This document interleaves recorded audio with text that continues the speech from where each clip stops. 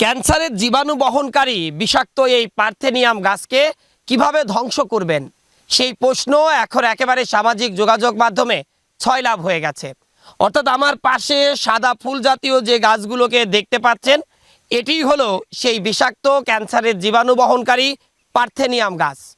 আপনি হয়তো না জেনে এই গাছটি নিয়মিতভাবে খালি হাতে ব্যবহার করছেন, এর ফুলগুলো নাড়ছেন এবং দেখছেন মুহূর্তের মধ্যে আপনার শরীরে চুলকানি অনুভব করছেন, আপনার অ্যাজমা হতে পারে, আপনার শ্বাসকষ্ট হচ্ছে, বা বাড়ির শিশুরা এই ফুল গাছটি নিয়ে খেলা করছে, অথবা আপনার গবাদি পশু বা ছাগল এই খাবারগুলো খাচ্ছে, হঠাৎ করেই তারা রোগে আক্রান্ত হচ্ছে না জানার কারণে। আপনারা জানলে অবাক হয়ে যাবেন যে এই গাছটি ঘাস পোড়া যে ওষুধ রয়েছে সেই ওষুধ দিয়ে কিন্তু পোড়ানো সম্ভব নয়। এই গাছটিকে যদি এই মরে যাওয়ার পর আপনি পুড়িয়ে দিতে চান তাহলে পুড়িয়ে দিয়েও এর বীজকে আপনি ধ্বংস করতে পারবেন না। অর্থাৎ যদি এই গাছটিকে আপনি আগুনে পোড়ান, তার বীজগুলো বাতাসের মধ্যে আশপাশের বিভিন্ন এলাকায় ছড়িয়ে পড়বে। আর একটি পার্থেনিয়াম গাছ থেকে কমপক্ষে 10 লক্ষ চারার জন্ম দেয়। এই গাছটিকে ধ্বংস করার জন্য একটি উত্তম পদ্ধতি, তা হচ্ছে যখন এই গাছটি আপনি আপনার বাড়ির আশেপাশে দেখতে পাবেন, ফুল আসার আগেই তা তুলে ফেলে মাটি চাপা দিতে হবে। সে সময় কিছু লবণ ব্যবহার করতে পারেন। লবণের বাদে অন্য কোনো কিছু ব্যবহার করে খুব একটা সুবিধা আপনি করতে পারবেন না। গত বছর আমরা পরীক্ষামূলকভাবে দেখেছিলাম যে ঘাস পোড়া ওষুধ দিয়ে এই গাছটি ধ্বংস করা যায় কিনা। অন্যান্য ঘাসে যে পরিমাণ ওষুধ ব্যবহার করা হয়েছিল, এই গাছগুলোতে তার 3 গুণ ব্যবহার করেও কিন্তু এই গাছগুলো ধ্বংস করা সম্ভব হয়নি। এখন সাধারণ মানুষের প্রশ্ন যে এই গাছগুলো যে এত ক্ষতি করে, অনেকেই বলছে এই গাছগুলো নাকি অনেক আগে থেকেই তারা দেখছে। আসলে তা নয়।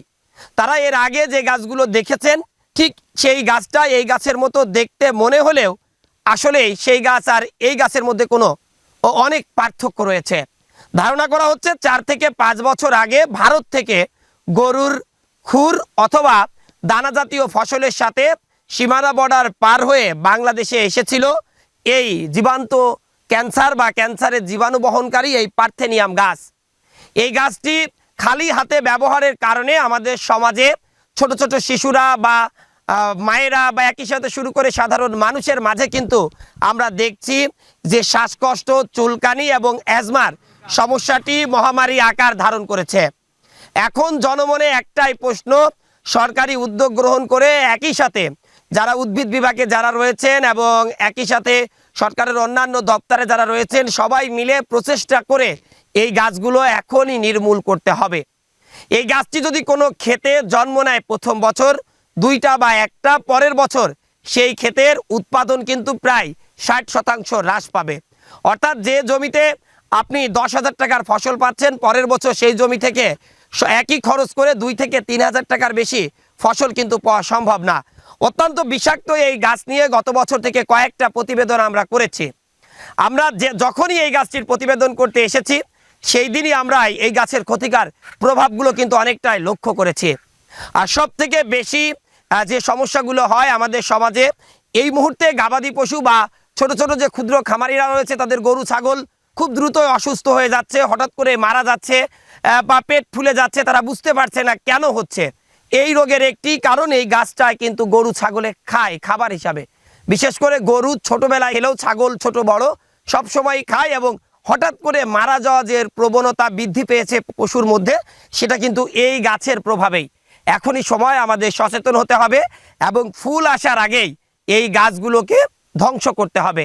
আর যে গাছগুলোর ফুল এসেছে হাতে গ্লাভস ব্যবহার করে এই গাছগুলো কেটে মাটি চাপা দিয়ে সেখানে কিছু লবণ এবং পানি ব্যবহার করলে এই গাছটি চিরতরে নির্মূল করা যাবে। আমরা বিভিন্ন মাঠে নেমেছিলাম, সেখানে দেখছিলাম যে মনে হচ্ছে তারা ভুল করে ফসলের বদলে কিন্তু পার্থেনিয়াম চাষ করছে। এমন অবস্থাও কিন্তু জায়গায় জায়গায় সৃষ্টি হয়েছে।